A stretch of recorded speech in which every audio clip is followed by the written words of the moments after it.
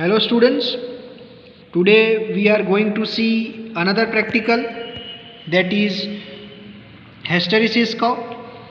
Now you all might have studied the hysteresis curve in your theory classes, that is it consisting of the graph of H versus B, where B is nothing but the induction flux density or induced flux density, and H is nothing but the magnetizing force, that is the applied field, right? So now let us recall some of the things related to this curve. As you all know that we have taken a material having magnetic dipole moments. When you apply an external field H, what is going to happen is its magnetic dipole moments will try to orient in a particular direction, right? I have already made some of the figures to show you. This is a material having magnetic dipole moments. Remember, these magnetic dipole moments will have net dipole moments equals to 0, right? It will be 0. This is without external field. You have not applied any external field over here, right? Now you can see all the dipole moments are randomly oriented, right? They are randomly oriented. Now let us take another case where this is the external applied field H. This is nothing but external applied field H. By applying H, you can see that some of the dipole moments, most of the dipole moments you can see that have tried to orient themselves in the direction of external applied magnetic field, that is H, right? They have tried to orient themselves in the applied field, in the direction of applied field. As due to they have tried to orient themselves in the direction of applied field, B will increase. Why B will increase? Because B is nothing but flux density of the material. So you can see in graph, as you apply H, this is H value, if you see, then this graph shows that B value is also increasing, right? B value corresponding is also increasing. Now as you go on increasing H, you will get a point where it will become a saturation point, where the graph will become saturated, right? That is the value of B maximum, means the maximum flux density that can be obtained from that material, from this material. This is an example from this material, right? Now what happens that when you come back over here, when you come back in this line, what is going to happen is, when you reduce H equals to 0, this is H line, and you can see over here H is 0, then at that point you will not get B equals to 0. B will not be 0, right? Then what is actually happening is, once the magnetic field is applied, dipoles will try to orient themselves in the direction of the applied field, and when the third case, when you make H is equals to 0, then B will not be equals to 0. Why? Because you can see some of the dipole moments, this dipole moment, some of the dipole moments are still orienting in a particular direction. Some of the dipole moments are still orienting in a particular direction, that is towards this direction. That is why we will get some value of B. It will not be equals to 0, right? So this is the point where we are making H is equals to 0, but you can see that B is not 0, right? Now this value, right, is nothing but the flux density which has been induced, right? And due to this, the hysteresis curve is going to be generated. Hysteresis curve is going to be generated, right? Okay, fine. Now this OC, this extra OC term which is being present in the material, that is known as remanence. That is known as remanence. That is known as remanence, or it can also be known as remanent, right? This is remanent. Now you can see that B is not 0. If you want to make B 0, then you have to apply negative H. As you can see, we are applying at H in the negative direction. As you can see, we are applying H in the negative direction. So if you apply H in the negative direction, then B will try to become 0 over here. That is at this point, right? That is at this point. Now this extra minus H is nothing but the coercivity. This extra minus H which we require to make B0 is nothing but coercivity.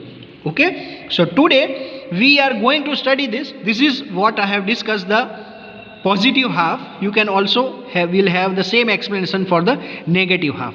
You will have also the same explanation for the negative half, and in that way you will be completing whole hysteresis cycle, whole hysteresis curve, right? Hello students, today we are going to see hysteresis and hysteresis loop tracer. This is a device. It's a device which has been used to study the hysteresis loop tracer. You have a hysteresis loop practical in your syllabus. This is hysteresis loop. This is the H, magnetic external magnetic field applied to the material. This is the induced field inside the material, and this is kind of hysteresis which you have already learned in your theory classes. Okay, now let us see the experimental arrangement.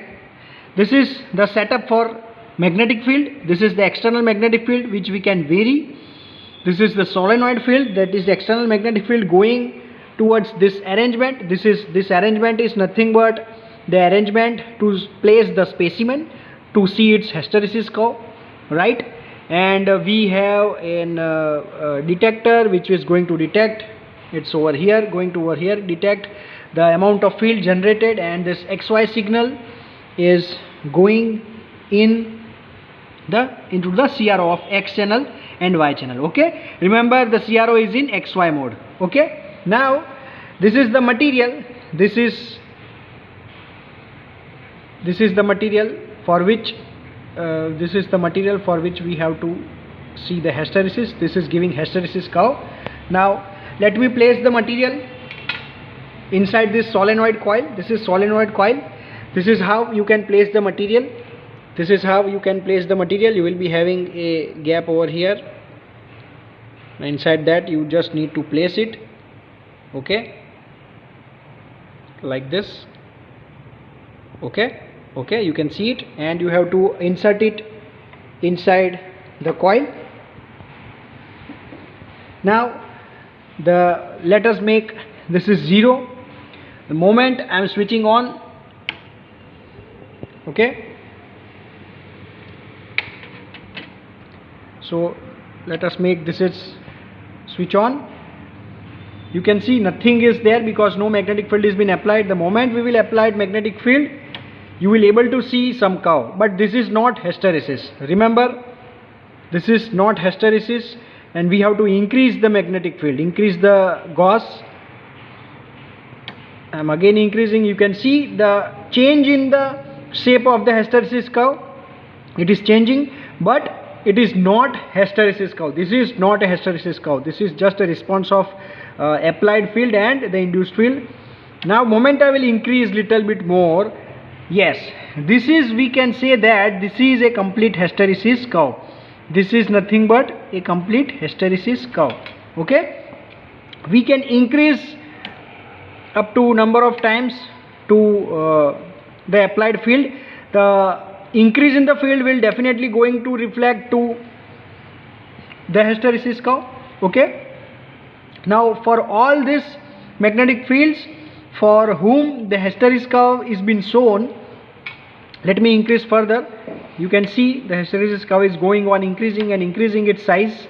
Okay, let me show you for one of it. So this is a very good hysteresis curve.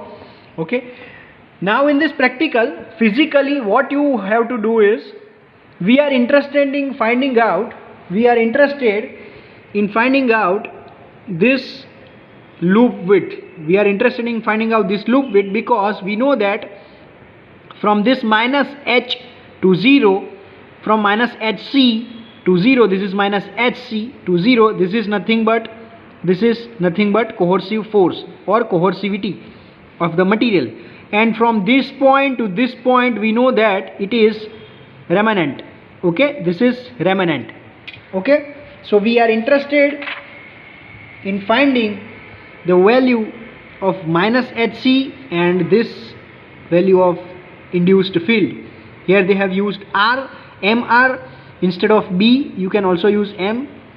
Please don't have any kind of confusion in between that. Okay, this is just a curve of magnetization versus magnetic field at. Magnetization is nothing but the induced field. This is induced field and this is the applied external field. Okay, we are interested in finding out the values of the value of this coercivity, then magnetic saturation and retentivity of the material. For that we have to find out three things, that is loop width, tip to tip height in y plane. Remember, this is in y plane. Loop width is in x axis, this is in y axis, and intercept in y axis. Okay, so let me show you that how you can calculate. Remember, from this point to this point, right, from this point to this point, it is ex, loop width. It is loop width. This is known as ex. Okay, remember, this is loop width. In mm you have to calculate. Now tip to tip height with y axis in volts means this tip to this tip, this tip is to this tip, that is on y axis. Now the easiest way is to find, we are not interested in finding out the diagonals, but we are interested in the height from tip to tip. Okay, so the easiest way to find the tip to tip height is, you just remove x channel and directly you will get the y channel tip to tip deflection. You will get tip to tip deflection. Okay, so this is nothing but your tip to tip height in volts. Remember, you have to calculate this in volts. Okay, now let me show you the hysteresis curve again. The last one, that is intercept in volts in y axis, is nothing but from this point to this point, y intersection from this point to this point, or we can say that height or width at y axis, with y axis, from this point to this point. Okay, from this point to this point, that is y intercept. Okay, that is y intercept. Rest all this loop width you have to calculate and have to normalize with 3, that is the factor which you have to use with this device. Tip to tip height and intercept you have to calculate. Okay, these three things you have to calculate, and then you have to find out the coercivity. The formula for coercivity is this, and rest all other terms is been given to you. Okay, and you can find out the coercivity of a material.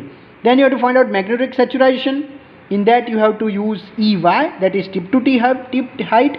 In coercivity you have to use loop width divided by 2. Why? Because practically we are finding the loop width, that is from this point to this point, from this point to this point, from this point to this point. But actually minus hc is only from 0 to minus sign. So actually we are calculating this whole width and dividing by 2. So this is, let me show you, this is the half of loop width. Rest all it has been given to you. You can find out the coercivity.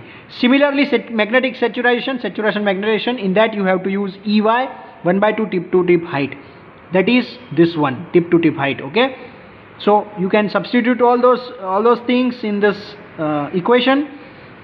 Rest all is been already given. Ey you have to find it out, and you can also find out this G0. G0 is nothing but the calibration factor, okay, practically, and you will get the magnetic saturation. In the similar way, you can also find retentivity. This is the formula. In retentivity you have to use Ey, intercept. You have to use the intercept. That is the third term which you have calculated, and you will get this formula. Now remember, you have to find out this loop width, tip to tip height and intersection for all the magnetic fields, and for all the magnetic fields, including only the magnetic fields which are giving hysteresis curve. Means this field is giving hysteresis curve. If this is not giving, you don't have to consider this, because this is not a hysteresis. This is only the hysteresis curve. So you have to, starting from 80 Gauss, you have to take readings and have to measure those values for all the Gausses, and you will have a table of Gauss versus Ex loop width, then Ey tip to tip, and Ey intercept. Okay, you will have these three terms. You will find out all those things with respect to different Gauss. Remember, for Ey tip to tip you will get near about constant value that you have to use for the calculation. Ey intercept you will get constant value that you have to use for the calculation, and Ex also you will get some value that near about average you have to use it for the calculation. Okay, so this is all about the hysteresis curve, and it's practical that you have to perform, that you have to do in your MSc Sem 4 lab. Okay, thank you.